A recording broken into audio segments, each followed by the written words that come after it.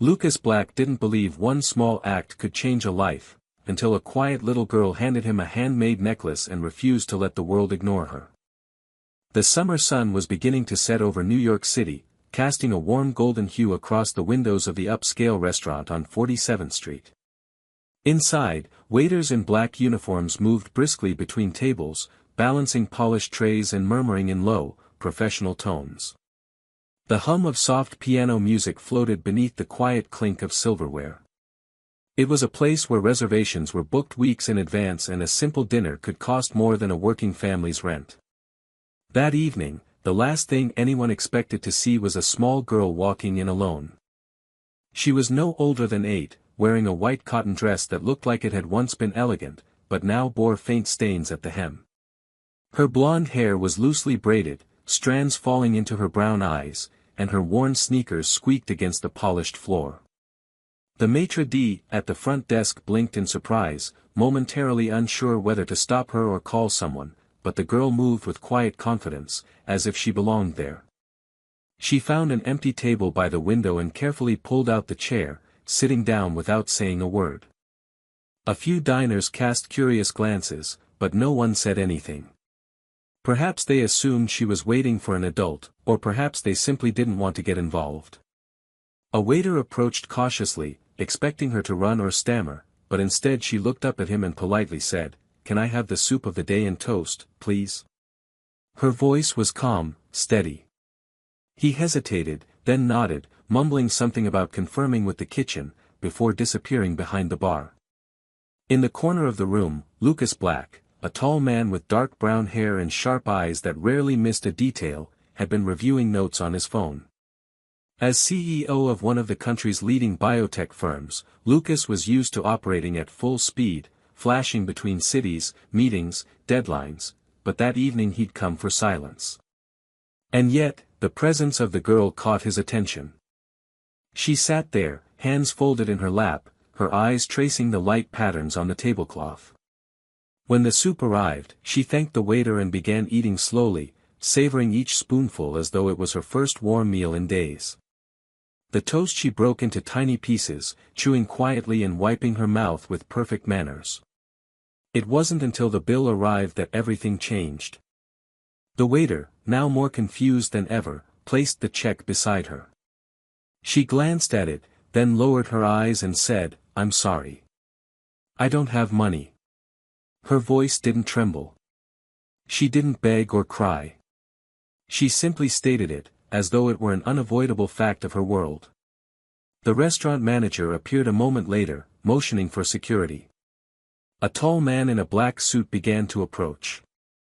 From his corner, Lucas put his phone down and stood. Something about the girl, her composure, her dignity, her isolation, tugged at something deep inside him. Before security could reach her, he crossed the room and said firmly, "That won't be necessary." Everyone paused. Lucas looked at the girl and then turned to the staff. "Her meal is on me." The guard hesitated, then stepped back. The manager mumbled something about house policy, but Lucas gave him a look that silenced further protest. He knelt beside the girl's table, studying her face. "What's your name?" he asked gently. "Lily," she replied. "Are you here by yourself?" She nodded. "Where are your parents?" There was a pause, then she said softly, "I don't have any." Lucas exhaled, staring at the nearly empty bowl in front of her. "Are you hungry?" She gave the smallest nod. "Would you like dessert?" She looked uncertain, as if unsure if he was mocking her, but then nodded again. Lucas signaled for a slice of cake. While they waited, he didn't ask more questions. He just sat there, beside her, in a restaurant full of polished glass and quiet judgment. And in that moment, the world outside, of mergers, investors, and numbers, faded into the background. There was only this girl, who had walked into the heart of luxury with nothing but her courage, and somehow reminded him what it meant to be human. Later that evening, long after the restaurant had quieted down and the tables were being cleared for the night, Lucas found himself doing something he hadn't planned.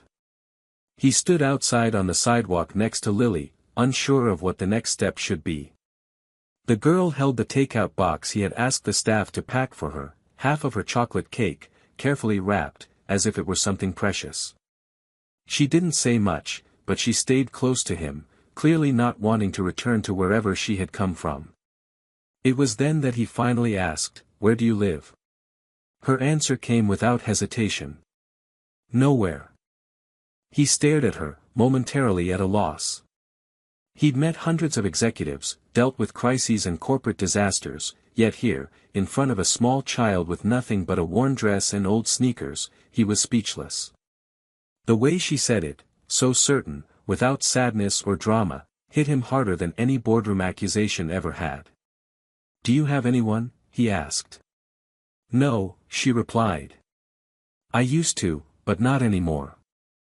She didn't elaborate, and he didn't push. He simply nodded, trying to absorb the weight of her words.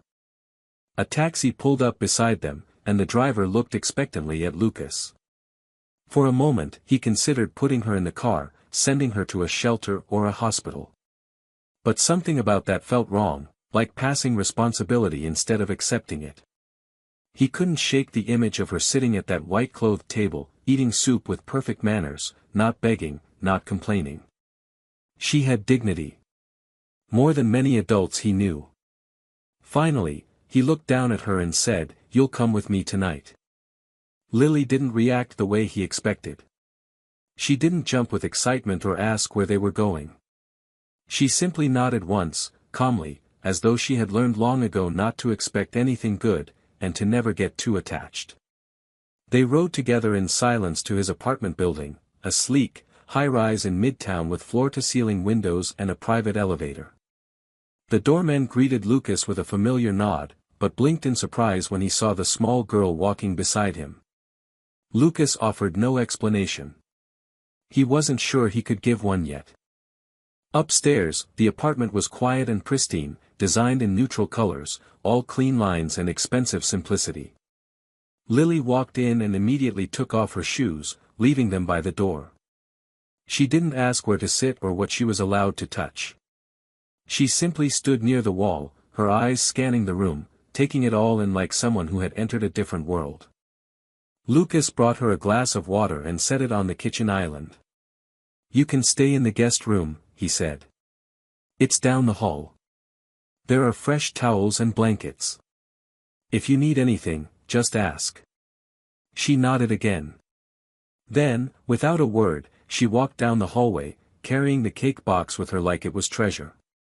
When Lucas checked on her 10 minutes later, she was curled up on top of the neatly made bed, still fully dressed, clutching the box in her arms. Her eyes were closed, but her face remained tense, like she wasn't sure if she'd be allowed to stay until morning. He didn't try to wake her. Instead, he closed the door gently and stood outside the room for a long moment, his thoughts racing. What was he doing? He wasn't a parent. He didn't have time, or experience, or any clue how to care for a child. But none of that seemed to matter when he looked at her. For the first time in years, something in his life didn't come down to logic or benefit. It came down to instinct. And his instincts were screaming not to let her go. That night, Lucas didn't sleep well. He lay awake, staring at the ceiling, thinking about all the people who had likely seen Lily and chosen to look away. He wondered how many nights she had slept on concrete, how many times she'd been turned away, and how much it must have taken for her to walk into that restaurant alone. When dawn finally broke, painting the sky with pale light, he rose quietly and checked the guest room. She was still asleep, curled up like a kitten, the cake box now sitting neatly on the nightstand.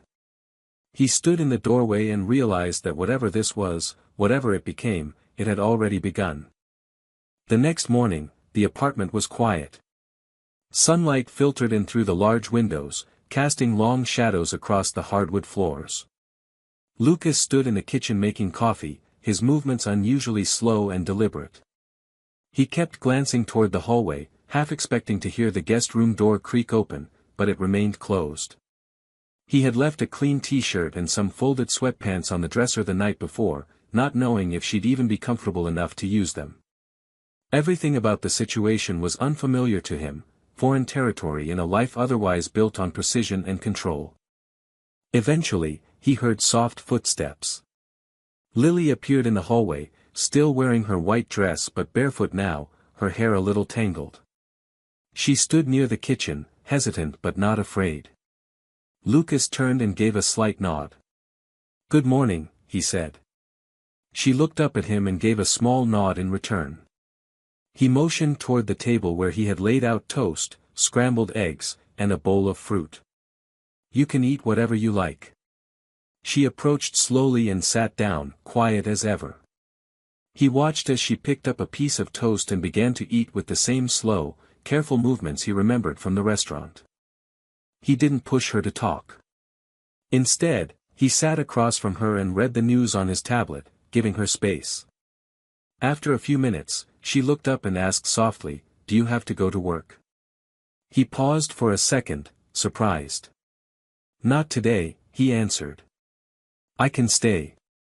She seemed relieved, though she said nothing. After breakfast, she helped clear the plates without being asked. Lucas offered her a brush for her hair, and she took it with a quiet, "Thank you," before disappearing down the hall to use the bathroom.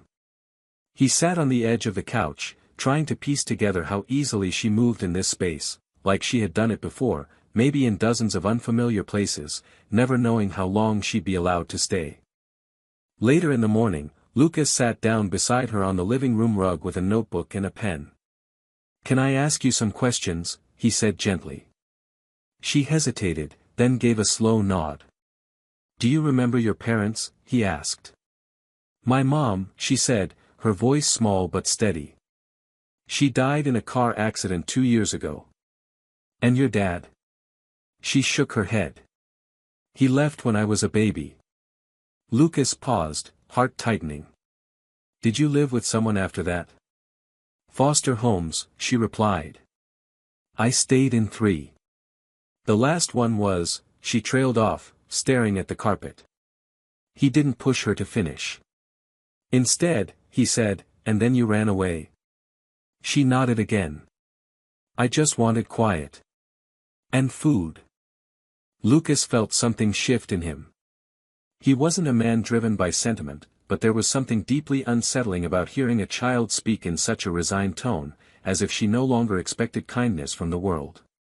"Have you told anyone else where you are?" he asked. "No," she said. "I didn't think I'd stay here." She looked up, eyes cautious. "Am I allowed to?" Lucas met her gaze, unwavering. "As long as you want," he said. "But we'll need to let someone know eventually.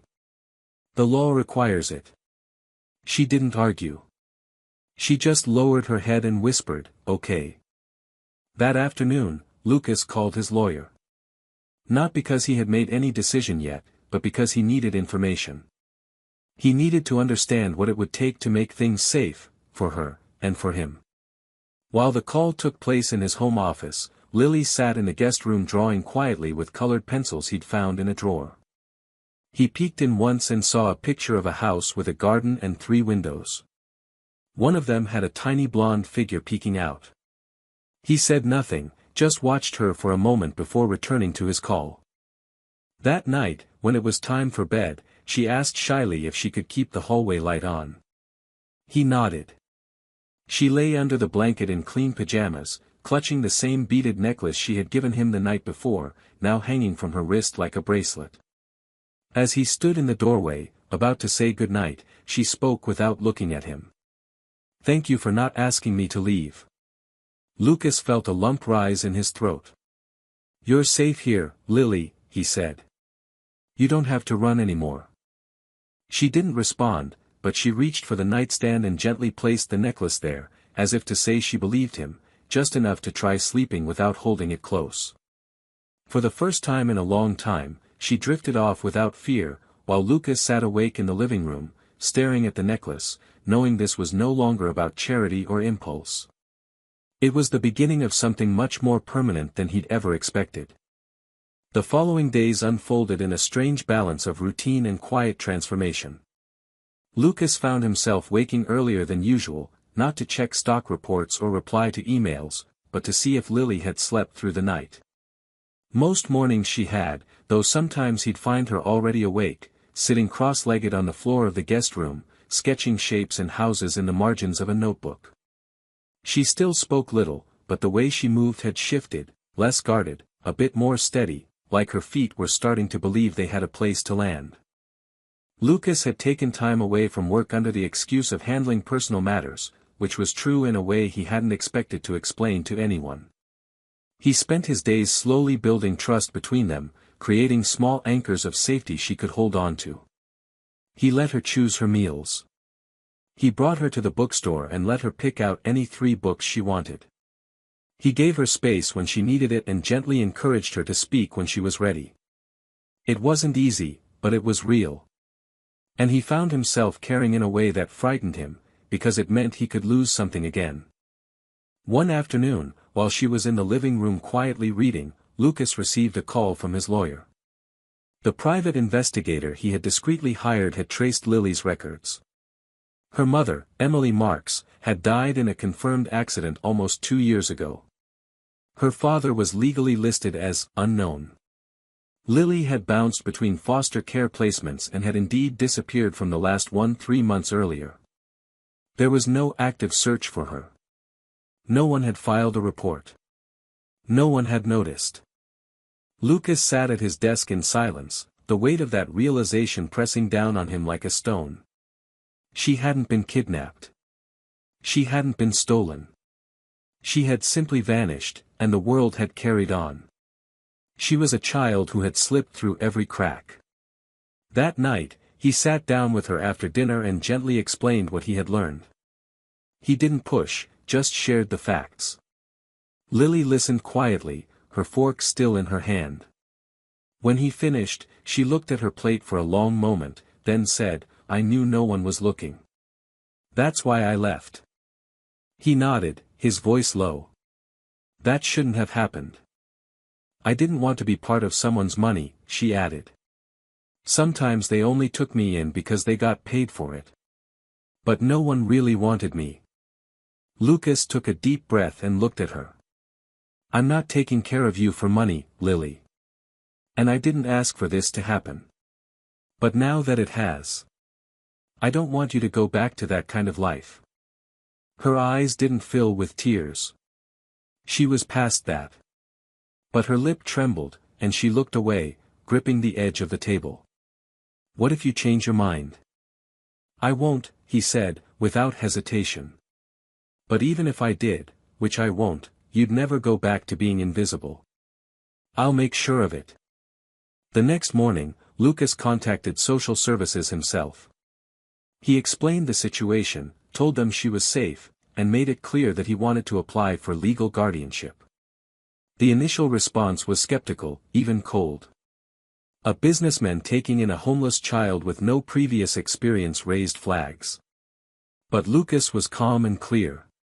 He hired a family lawyer who specialized in emergency custody petitions, and within 48 hours, Lily's case was flagged as eligible for temporary protective placement.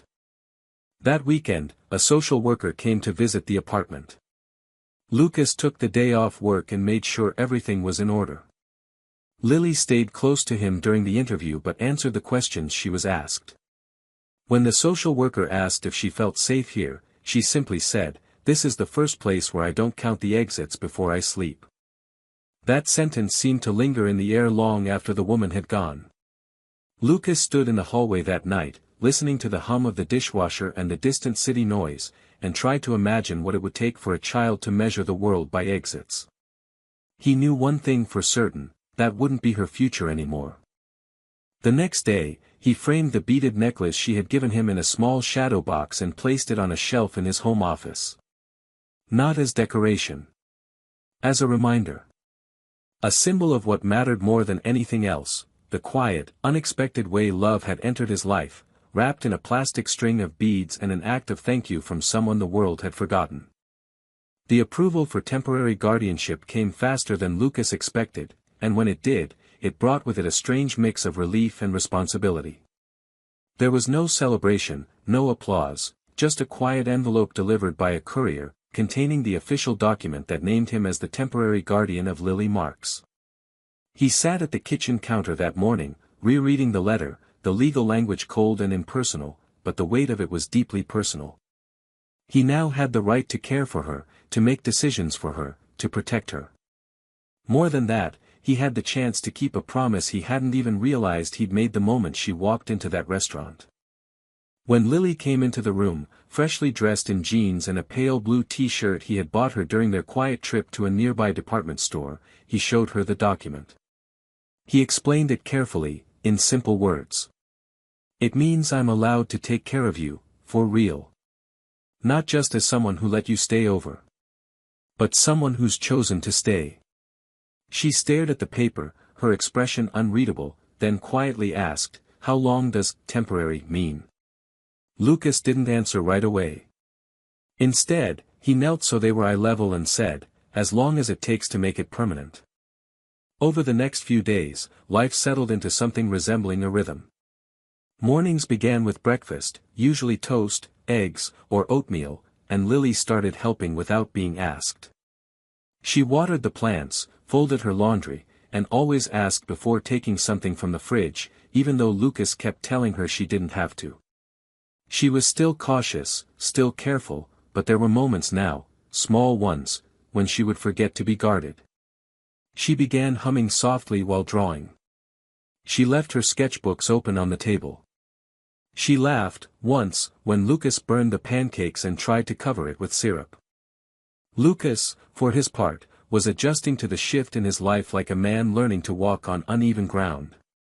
He kept up with work remotely but delegated more than usual. He found himself checking the clock at school dismissal time, even though Lily wasn't enrolled yet. He researched therapists who specialized in trauma and foster transitions, and after some gentle conversation, Lily agreed to speak with one. The first session was quiet. The second one ended with a half-smile. By the third, she drew a picture of herself sitting in a house with a dog, a tree, and someone she labeled, "Not leaving this time." The emotional weight of those words hit Lucas harder than he expected. He knew, logically, what she had been through, he'd read the reports, heard the stories. But nothing prepared him for the impact of seeing it spelled out in her own shaky handwriting. It made him more certain than ever that he was doing the right thing, even when the process ahead felt daunting. One evening, as they were both finishing dinner, Lily put her fork down and said, "I was scared to give you the necklace." Lucas looked up, surprised. "Why?" She shrugged. "Because I thought you'd think it was silly. Or ugly." He shook his head. "It's not ugly. It's the most important thing in this apartment." She smiled then, truly smiled, the kind that didn't hide behind politeness. "I made it for someone I didn't know I could trust yet." Lucas nodded. "And now?" She didn't answer. She just reached over and took his hand, holding it for a moment before going to clear her plate. Later that night, Lucas stood in his office looking at the framed necklace again. He remembered the moment she handed it to him, how small her fingers were, how unsure her eyes. And now, she was brushing her teeth in the hallway bathroom, folding towels without being told, planning to go to school again, asking questions about dogs and whether they could maybe, possibly get one someday. He didn't know what kind of father he was becoming, if he was becoming one at all, but he knew he was no longer just a man with a title and a penthouse. He was a man who had been handed a second chance, and he wasn't going to waste it. That night, Lily left her bedroom door cracked open for the first time. Lucas noticed it while walking past and didn't close it. He understood. It was her way of saying she no longer needed a barrier between her and the world. Or between her and him. She was still healing. He was still learning. But something unspoken had shifted, and neither of them wanted to go back to who they were before they met. A few weeks later, Lucas found himself walking into a quiet elementary school building for a meeting he never imagined having. The principal's office smelled faintly of coffee and old books, and the walls were lined with children's drawings and awards. He sat in a chair across from a guidance counselor named Mrs. Callahan, a kind-faced woman with silver hair and tired eyes, and explained Lily's situation carefully but firmly. He talked about the temporary guardianship, her previous circumstances, and his desire to enroll her in the coming school term. Mrs. Callahan listened attentively, asking questions with both professionalism and empathy, and by the end of the meeting, she promised to fast-track the paperwork. "She'll be placed gently," she said. "We'll make sure she feels safe." Lucas left the school feeling both anxious and relieved. It was one thing to care for Lily inside his carefully structured world, but the idea of sending her back into an environment filled with other children and unfamiliar adults brought a quiet, unsettling fear. Still, he knew she needed more than just protection. She needed a life, a childhood, something real that didn't revolve around fear and uncertainty. So he prepared her the best he could. They bought a backpack together. They picked out notebooks with bright covers and pencils with glitter erasers.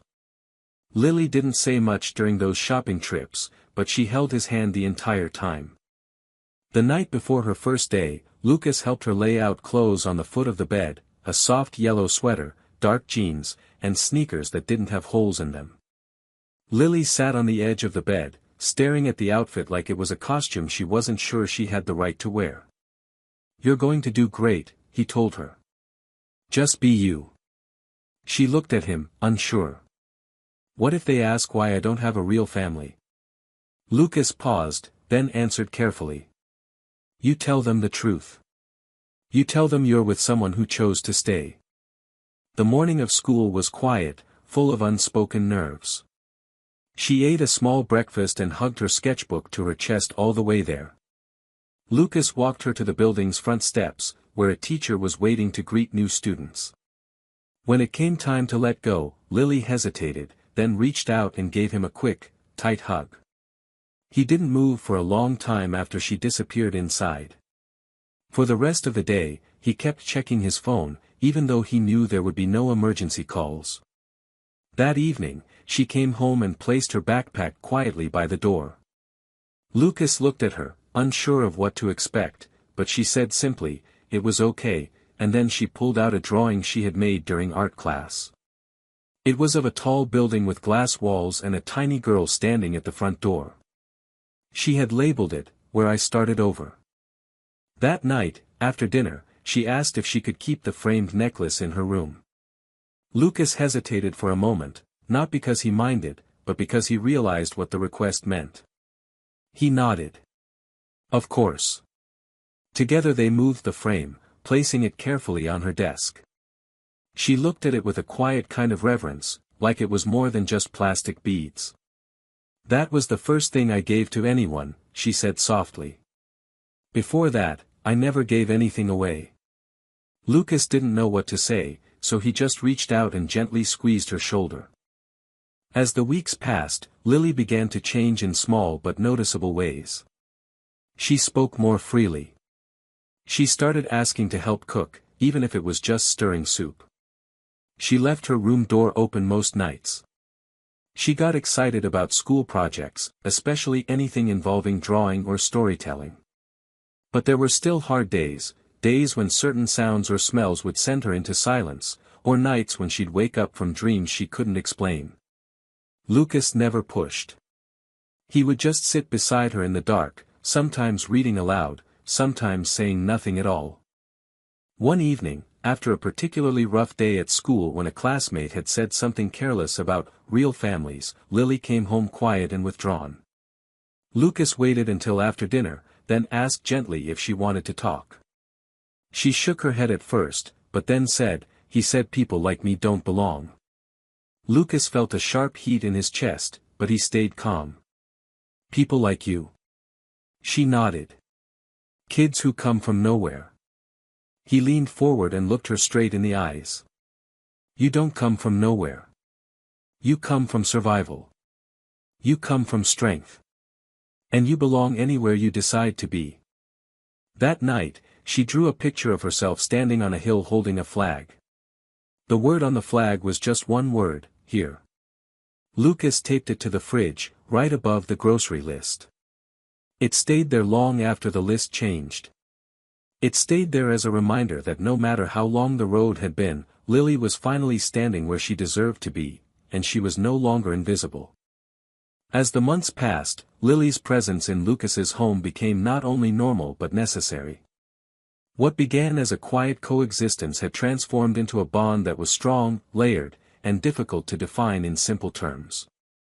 She had carved out a place for herself without force, just by being who she was, thoughtful, observant, and resilient. Lucas often caught himself watching her with quiet awe, not because she was extraordinary in any showy way, but because she carried herself with a kind of wisdom he rarely saw in adults, let alone children. The girl who had once sat alone in a restaurant now belonged somewhere, and it showed in how she laughed, how she asked questions, how she dared to hope for things. They had started doing small weekend traditions, pancake breakfasts, bookshop visits, walks in the park. Lily developed a habit of collecting smooth stones and giving them names, keeping them lined up on her bedroom windowsill like quiet guardians. Lucas made space for them all without comment, but he knew what they were, her way of creating permanence in a world that had been constantly shifting.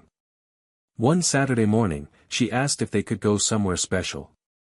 Not a store, she clarified. Somewhere people don't go just because they want something. After thinking it over, Lucas took her to a quiet art museum tucked away on the Upper East Side. She spent 2 hours in the sculpture wing alone, staring at shapes and forms, saying almost nothing until she finally whispered, "These things stay. No matter what." That night, Lucas sat at his desk filling out the application to begin the process of permanent adoption. It was a thick file, full of background checks, financial disclosures, psychological readiness evaluations, but none of it made him pause.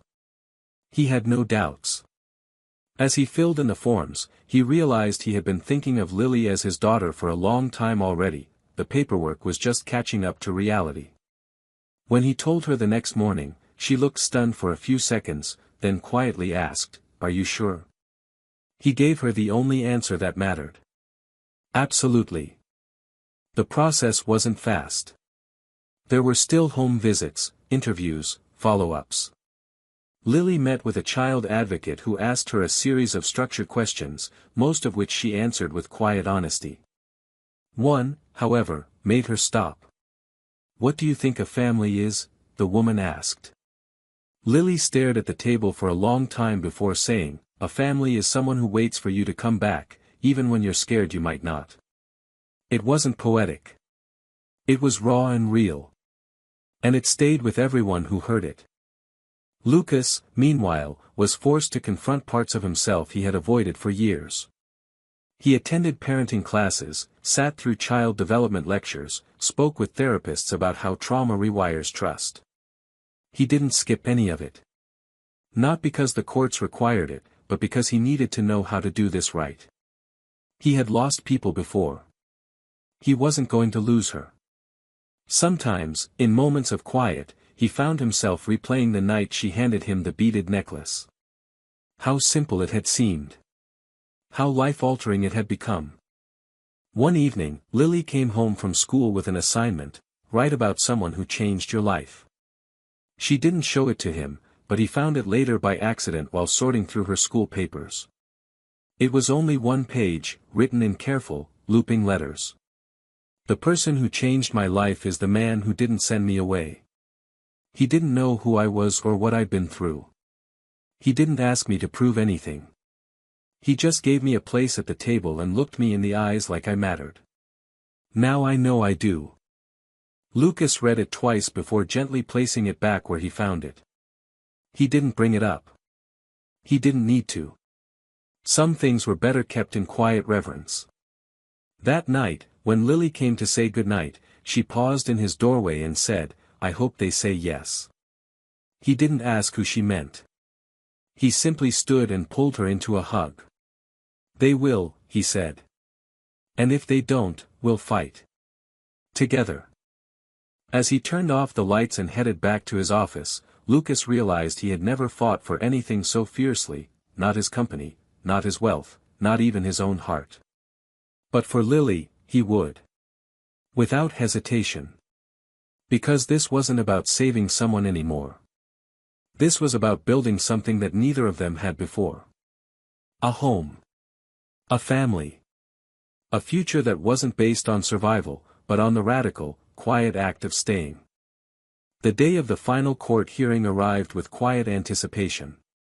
Lucas had barely slept the night before, not out of fear that things would go wrong, but because the weight of what was about to happen pressed heavily on him in the most humbling way.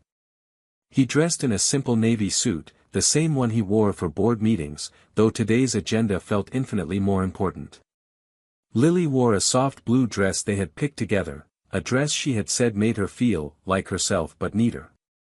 She held his hand on the drive downtown, silent, but without the anxious fidgeting she once had. Her trust was steady now, grounded in experience and choice, not just hope. The courthouse was quiet that morning, as if the city outside had hushed for a moment to honor what was about to unfold. They sat together in a long hallway waiting for their case to be called. Other families moved around them, some tense, some smiling, but Lily stayed close, occasionally tracing patterns on the wooden bench with her fingertip. Lucas didn't say much. He simply squeezed her hand now and then, and she didn't let go. When their names were called, they entered a bright courtroom with tall windows and pale light. The judge, a woman in her late 50s with silver hair and a calm voice, smiled kindly as they approached. Lucas had seen her name on the documents but never met her in person. She looked at Lily first, then at him. What followed was a series of questions, formalities, and readings of statements. Lucas answered everything clearly, without hesitation. Yes, he was aware of the responsibilities. Yes, he intended to raise her as his own. Yes, he was prepared to provide her with emotional and financial support indefinitely. Lily was asked a few things too, and she replied in her quiet, steady voice, never once glancing at Lucas for help. When the judge asked why she wanted this to happen, Lily said, "Because he didn't choose me out of obligation. He chose me when he didn't have to." For a long moment, the judge said nothing. Then she looked over her glasses and gave a small, warm smile. "I believe that's the best reason of all." With a firm but gentle tone, she made the ruling official. The guardianship was no longer temporary. Lucas was now, in the eyes of the law and the heart of a child, Lily's father.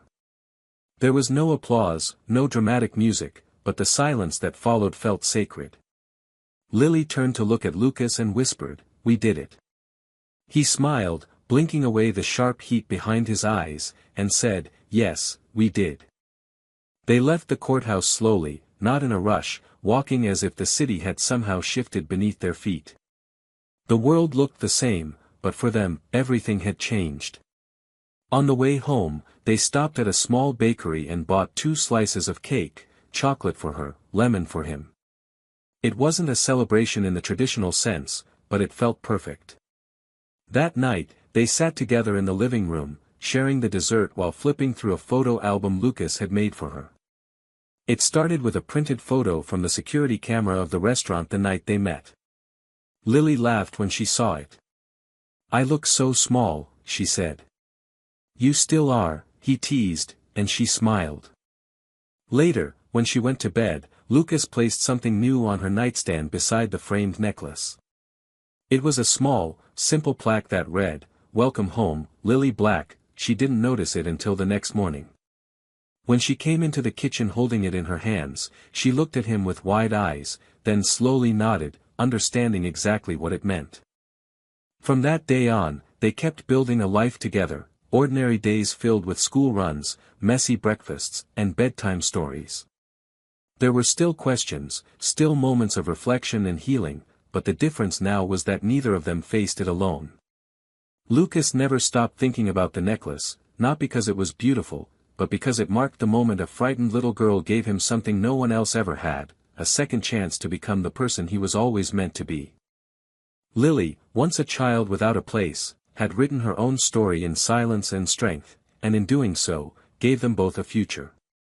Not one of perfection, but of belonging.